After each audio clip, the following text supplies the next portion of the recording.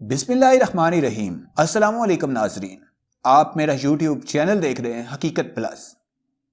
12 نومبر کو صدر ٹرمپ ایران کی جوہری تنصیبات پر حملہ کرنا چاہتے تھے۔ اعلیٰ سطحی اجلاس میں نائب صدر مائک پینس، ٹرمپ کے نئے وزیر دفاع Christopher Miller, chairman of the joint chief of staff general mark اور صدر کے قومی سلامتی کے مشیر موجود تھے، جنہوں نے صدر کو باز رہنے کا مشورہ دیا۔ امریکی جریدے کا انکشاف۔ اس ویڈیو کی مزید تفصیل بتانے سے پہلے میں آپ کو بحرین کے وزیر خارجہ کا تاریخی دورہ اسرائیل کے بارے میں بتانے کی جسارت کر رہا ہوں۔ بحرین کے وزیر خارجہ نے بدھ 18 نومبر کو اسرائیل کے اپنے پہلے سفر پر روانہ ہونے کا اعلان کیا ہے۔ امریکی مدد سے دونوں ملکوں کے درمیان سفارتی تعلقات قائم ہونے کے بعد کسی بھی بحرینی وزیر کا یہ اسرائیل کا پہلا سفر ہوگا۔ اسرائیل کے ساتھ تعلقات اور رشتوں کو بہتر کرنے کے مقصد سے سعودی عرب کے اہم اتحادی ملک بحرین کے وزیر خارجہ عبد اللطیف الزیزانی اسرائیل کا دورہ کرنے والے ہیں۔ حال ہی میں امریکہ کی ثالثی میں بات چیت کے بعد دونوں ملکوں نے سفارتی تعلقات قائم کرنے کا فیصلہ کیا تھا، اور اس دورے کا مقصد فریقین میں رشتوں کو مزید مضبوط کرنا ہے۔ اور اس کے ساتھ ایک بحرینی وفد بھی تل ابیب روانہ ہوگا، اور یہ دونوں ملکوں کے درمیان حکومتی سطح پر پہلا تاریخی دورہ ہوگا۔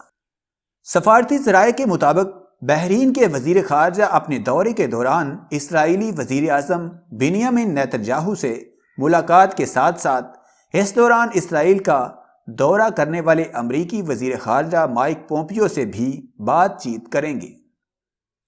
امریکہ کی مدد سے 15 ستمبر کو اسرائیل اور بحرین کے درمیان سفارتی تعلقات قائم کرنے کا ایک معاہدہ طے پایا تھا۔ اس سے پہلے سوڈان اور متحدہ عرب امارات نے بھی اسرائیل کے ساتھ باضابطہ سفارتی تعلقات قائم کرنے کا اعلان کیا تھا۔ ماہ ستمبر میں ہی متحدہ عرب امارات اور بحرین نے اسرائیل کے ساتھ سیاست، زراعت، تجارت، انفارمیشن ٹیکنالوجی اور ویزا جیسے امور پر تعاون میں اضافے کے لیے مفاہمت کی ایک یادداشت پر بھی دستخط کیے تھے۔ بحرین کی ایک سرکاری نیوز ایجنسی کے مطابق یہ دورہ خطہ مشرق وسطی میں امن عمل کی حمایت کے لیے بحرین کی مستحکم اور مستقل پوزیشن کی تصدیق اور اسرائیل کے ساتھ اقتصادی مواقع اور دو طرفہ معاہدوں کے تناظر میں کیا جا رہا ہے۔ ٹرمپ انتظامیہ نے بحرین اور اسرائیل کے درمیان سفارتی تعلقات بحال کرنے کے لیے 2 ہفتوں تک کوشش کی تھی۔ اس کے لیے مذاکرات میں ٹرمپ کے داماد اور ان کے سینئر مشیر جیرڈ کوشن اور وزیر خارجہ مائک پومپیو نے اہم کردار ادا کیا تھا۔ ان دونوں نے خود بحرین کا دورہ کر کے بحرین کے شاہ اور ولی عہد سے ملاقاتیں کی تھیں اور ان سے اسرائیل کے ساتھ مکمل سفارتی تعلقات بحال کرنے کی گزارش کی۔ اسرائیل میں امریکی سفارتکار کا کہنا ہے کہ طاقت کی بنیاد پر ٹرمپ کی امن پالیسی نے دنیا کو بہتری کے لیے تبدیل کر کے رکھ دیا ہے۔ ہم مشرق وسطی کے منظرنامے میں مکمل تبدیلی دیکھ رہے ہیں جو بہت مثبت ہے۔ گزشتہ اگست میں جب متحدہ عرب امارات نے اسرائیل کے ساتھ سفارتی تعلقات بحال کرنے کا اعلان کیا تو پچھلے 20 برسوں میں وہ ایسا کرنے والا پہلا عرب ملک تھا۔ 15 ستمبر کو بحرین اور متحدہ عرب امارات نے اردن اور مصر کے نقش قدم پر چلتے ہوئے اسرائیل سے تعلقات استوار کر لیے۔ صدر ٹرمپ کا کہنا تھا کہ دیگر عرب ریاستیں بھی جلد ہی اس میں شامل ہو جائیں گی۔ سعودی عرب نے اس وقت اس راستے پر تو چلنے سے منع کیا، تاہم اس نے بھی اسرائیل کی شہری ہوابازی کمپنیوں کو اپنا فضائی حدود استعمال کرنے کی اجازت دے دی ہے۔ بحرین سعودی عرب کا قریبی اتحادی ملک ہے۔ جب بھی بحرین میں حکومت کے خلاف کوئی مظاہرہ یا احتجاج ہوا ہے تو سعودی عرب اس کی مدد کے لیے اپنی فوج روانہ کرتا رہا ہے۔ بہار عرب کے دوران بھی جب بھی کویت یا پھر متحدہ عرب امارات میں لوگ اپنے حقوق کے لیے باہر نکلے یا پھر حکومت کے خلاف آواز اٹھائی تو سعودی عرب نے حکومت کی مدد کے لیے اپنی فوج روانہ کی۔ بحرین میں امریکہ کے 2 فوجی اڈے بھی ہیں جہاں بڑی تعداد میں فوجی تعینات ہیں۔ اسرائیل کے ساتھ ہونے والے معاہدے میں فلسطین کا کوئی ذکر موجود ہی نہیں ہے، اور یہی وجہ ہے کہ فلسطینی متحدہ عرب امارات کے اس اقدام کو فلسطین اور اس کی عوام کے لیے پیٹھ میں خنجر گھونپنے کے مترادف قرار دے رہے ہیں۔ فلسطینی اتھارٹی اور حماس دونوں نے عرب ممالک کے ان فیصلوں پر شدید نکتہ چینی کی ہے۔ اب آتے ہیں اپنے اصل موضوع کی جانب۔ امریکی انتخابات کے بعد 12 نومبر کو صدر ٹرمپ ایران کی جوہری تنصیبات پر حملہ کرنا چاہتے تھے۔ یہ انکشاف ایک اعلیٰ امریکی عہدیدار نے کیا ہے۔ انہوں نے کہا کہ پچھلے ہفتے جمعرات کے دن امریکی صدر نے ایک غیر معمولی اجلاس طلب کیا تھا جس میں نائب صدر مائک پینس، ٹرمپ کے نئے وزیر دفاع Christopher Miller, chairman of the joint chief of staff general mark اور صدر کے قومی سلامتی کے مشیر ملر موجود تھے۔ امریکی عہدیدار کے مطابق صدر ٹرمپ نے قومی سلامتی کے اعلیٰ عہدیداران اور مشیروں کے ساتھ ہونے والی ملاقات میں اس حوالے سے مشورہ مانگا تھا۔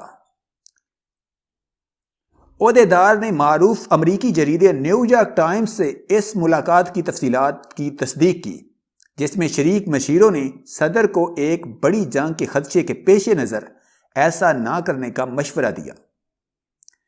صدر ٹرمپ نے اس پر مختلف آپشنز طلب کیے اور مشیروں نے ان کو ممکنہ منظر ناموں سے آگاہ کیا، جس کے بعد انہوں نے اس پر آگے نہ بڑھنے کا فیصلہ کیا۔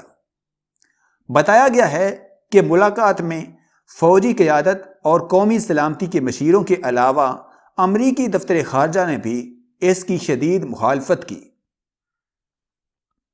اور صدر سے کہا کہ اس سے تیسری عالمی اگر نہ چھڑی تو اس کے برابر تباہی ضرور ہوگی، اور امریکہ کے لیے اپنی سرزمین تک اس جنگ کو آنے سے روکنے کے لیے کوئی پلان بھی نہیں ہے، جبکہ امریکہ مخالف قوتوں کی بھرپور کوشش ہوگی کہ اس جنگ کے اثرات امریکی سرزمین تک پہنچے۔ نیو یارک ٹائمز نے اس سلسلے میں وائٹ ہاؤس سے رابطہ کیا، مگر صدارتی محل نے اس خبر پر موقف دینے سے انکار کر دیا۔ صدر ٹرمپ نے اپنی صدارت کے 4 سال کے دوران ایران کے خلاف جارحانہ پالیسیز۔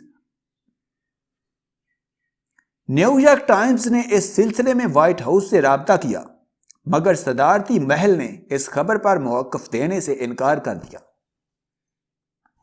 صدر ٹرمپ نے اپنی صدارت کے 4 سال کے دوران ایران کے خلاف جارحانہ پالیسیز پر عمل کیا، اور وہ اپنے پیش رو براک اوباما کے ایران سے طے کردہ معاہدے سے بھی علیحدہ ہو گئے تھے، جس کے بعد انہوں نے ایران پر سخت پابندیاں بھی عائد کر رکھی ہیں۔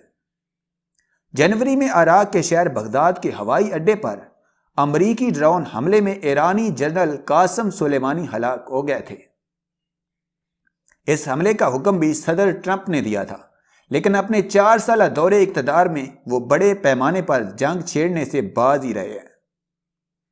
ڈونلڈ ٹرمپ 3 نومبر کو ہونے والے امریکی صدارتی انتخابات کے نتائج کو بھی قانونی طور پر چیلنج کر رہے ہیں۔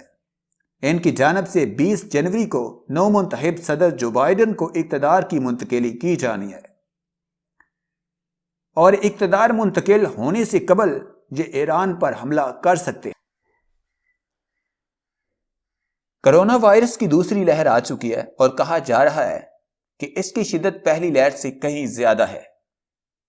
تاہم اس کے ساتھ ہی کرونا ویکسین بھی دریافت کر لی گئی ہے اور کئی کمپنیوں نے اسے بنانے کا اعلان بھی کر دیا ہے، جبکہ متحدہ عرب امارات سمیت کئی ممالک کے لوگوں نے اس ویکسین کو استعمال کرنا بھی شروع کر دیا ہے۔ جبکہ اس ویکسین اور وائرس سے متعلق انکشاف کرتے ہوئے پاکستانی سیاسی رہنما فیصل رضا عابدی نے کہا کہ یہ ویکسین دراصل اسرائیل کی سازش ہے۔ اسرائیل کی پارلیمنٹ میں کئی وزراء نے تقریر کی ہے کہ ان کے نجات دہندہ سے ان کی ملاقات ہو چکی اور وہ اگلے برس دنیا میں آ جائے گا۔ یعنی کہ جس دجال کا وہ انتظار کر رہے تھے وہ آنے والا ہے، اور اس کی فورس بنانے کے لیے کرونا وائرس کی وبا پھیلائی گئی، اور اب اس وبا سے چھٹکارے کے لیے کرونا ویکسین دی جائے گی، اور اس ویکسین میں ایک کوڈ ہوگا جو انسان کے جسم میں داخل ہو جائے گا، اور پھر خاص ممالک میں وہی لوگ جا سکیں گے جن کے جسم میں یہ کوڈ موجود ہوگا۔ فیصل رضا عابدی کا مزید کہنا تھا کہ اسرائیل بہت بڑے منصوبے کو تکمیل تک پہنچانے کا ارادہ رکھتا ہے۔ اس کا اصل ہدف مسلمانوں کا قبلہ اول ہے، جس کی طرف اس کے ناپاک قدم روز بروز بڑھتے جا رہے ہیں۔ یہ لوگ دجال کے لیے فورس تیار کر رہے ہیں اور فلسطین کی زمین پر ناجائز قبضہ کر کے ایک ریاست قائم کرنے کا مقصد اس کے علاوہ اور کچھ نہیں ہے کہ سب لوگوں پر شرط یہی ہوگی کہ آپ نے ویکسین لگا رکھی ہو، وگرنہ آپ کو دنیا کے کسی ملک میں جانے نہیں دیا جائے گا اور آپ کو بند کر دیا جائے گا۔ اور ویکسین اس لیے لگائی جا رہی ہے کیونکہ اس میں خفیہ کوڈ ہے جو انہیں دجال کی فورس بنانے میں مدد دے گا۔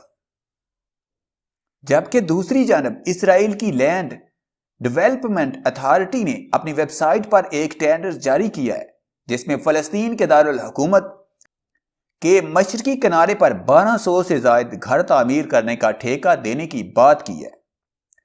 عالمی سازش سے روز بروز پردہ اٹھ رہا ہے، مگر انسانی حقوق کی تنظیموں کے ساتھ ساتھ OIC بھی خاموش تماشائی بنی کھڑی ہے۔ سبھی مسلم ممالک بھی فلسطین میں اسرائیل کے ناجائز قبضے کے خلاف عملی طور پر کچھ بھی کرنے میں ناکام نظر آتے ہیں۔ بظاہر ایسے لگتا ہے جیسے کسی بڑی دنیاوی قوت نے ان کے ہاتھوں کی طاقت چھین لی ہے اور اس ظلم کے خلاف بولنے کی قوت بھی سلب کر رکھی ہے۔ امریکی صدر ڈونلڈ ٹرمپ نے اسرائیل کو تسلیم کرانے کا ایسا ٹھیکہ لیا تھا کہ وہ ایک کے بعد ایک مسلم ملک سے اسرائیل کو تسلیم کرواتا جا رہا ہے۔ یہ تو شکر ہے امریکہ میں اس کا دور صدارت ختم ہو گیا، وگرنہ اس نے میڈیا سے بات کرتے ہوئے کہا تھا کہ مزید 10 مسلم ممالک بھی اسرائیل کو تسلیم کرنے کے لیے تیار ہو چکے ہیں۔ اسرائیل ایک ناجائز ریاست ہے اور اس نے فلسطین کی زمین پر ناجائز قبضہ کر رکھا ہے۔ انہوں نے فلسطین کے دارالحکومت یروشلم میں بھی اپنا دارالحکومت بنا لیا اور فلسطین کی آدھی سے زیادہ زمین اور علاقوں پر قبضہ کر رکھا ہے۔ دنیا کے کئی غجور مسلم اور غیر مسلم ممالک نے بھی معصوم فلسطینیوں کے حق میں آواز بلند کر رکھی ہے، مگر عملی طور پر کوئی بھی کچھ کرنے سے قاصر ہے۔ ابھی تازہ ترین اطلاعات کے مطابق اسرائیل نے یروشلم کے مشرقی کنارے پر 1270 نئے گھروں کا ٹینڈر پاس کیا ہے، اور یہ گھر وہ اپنی یہودی آبادی کے لیے بنانے جا رہا ہے، اور اس اقدام کے بعد اس کا قبضہ مزید وسیع ہو جائے گا۔ سوشل میڈیا پر اسرائیل کے اس اقدام کی نفی کی جا رہی ہے اور دنیا بھر میں یہ آواز بلند ہو رہی ہے کہ اسرائیل کو فلسطین کے ناجائز قبضہ سے روکا جائے۔ تاہم دیکھنا یہ ہے کہ عالمی برادری معصوم فلسطینیوں کو انصاف دلانے میں کیا کردار ادا کرتی ہے۔